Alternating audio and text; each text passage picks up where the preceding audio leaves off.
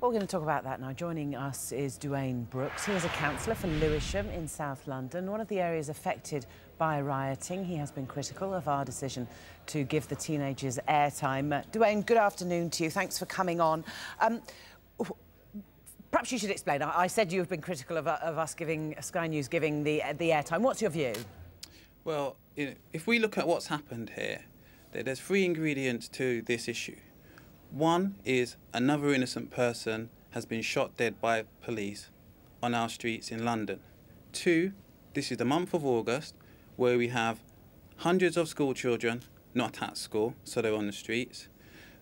Police officers, senior, both rank and file, on holidays, and senior government members on holiday too. So what we had there was a lack of leadership, a lack of decision making, and number three, irresponsible broadcasting by both Sky News and BBC News. In what way?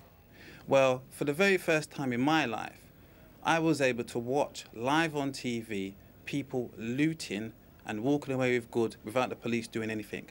That sent a massive message to our youngsters on the streets that you could go out and loot and the police will not stop you.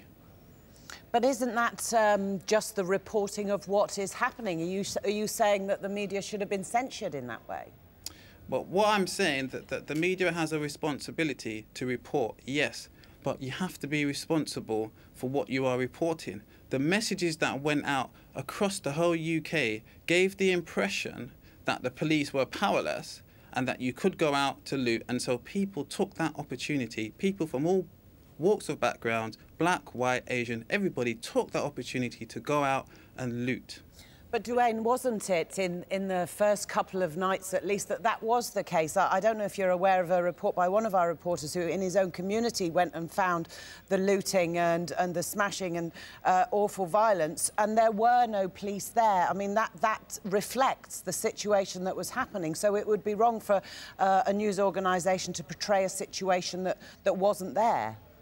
I can accept that, but how did everybody else know what was actually happening? First and foremost, we saw what was happening in Tottenham, but look what's happened since the news organisations were broadcasting what happened in Tottenham.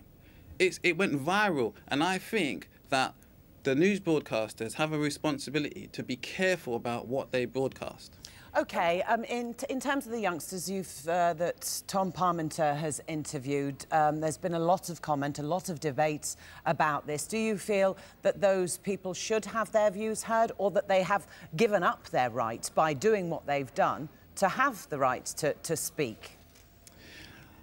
What we've seen today, for me, is an exploitation by Sky News of young black males who don't understand the situation what they are in. There's no way on this earth Sky News should have given those young black men an opportunity to boast about committing crime. That was wrong. They saw it as an opportunity to put across why they felt this situation had arisen, that they felt the government weren't listening to their plight, that they didn't have anything, that there were no jobs for them. I'm not defending that. Nobody here is, but it's getting all sides of the story out there in the public domain. Do you feel that we should withhold some sides of the story? No, I feel you should get the views of everybody involved. But I haven't seen any professional people on Sky News talking about committing crime. I haven't seen them talking about looting. I've just seen you, well, Sky News I should say, following on the stereotypes and producing young black men as looters. It wasn't just young black men that were looting on the streets of London or throughout the UK. OK, I understand your perspective covering the court cases. Does that send the right message that, you know, following every single court case, as we are trying to do, giving out the sentences and where the backgrounds of these people, you can only report what is happening? Showing people going to court, good idea. Showing the police breaking down doors, good idea. Because what we need to show to everybody in Britain, black or white, people from all different walks of life, all different backgrounds, that you cannot loot in Britain and get away with it. That's the message we should be showing, not that you can loot and this is a unique opportunity, get out and do it. That was the wrong message. Do you think, one final question, Duwayne, do you think that in any way there is a simple explanation of what we have seen in England over the last week?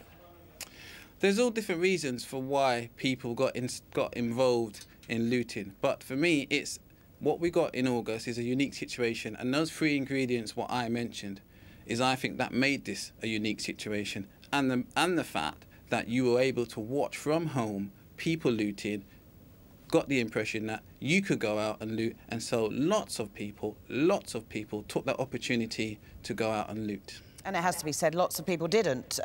Duwayne Brooks, thank you very much for joining us, Liberal Democrat politician, community representative in Lewisham. The inquest into the death of 3 men hit by a car during the riots has opened. David Crabtree is at Birmingham Coroner's Court, joins us now live. What's the procedure there, David? Well, it was about a 15-minute hearing.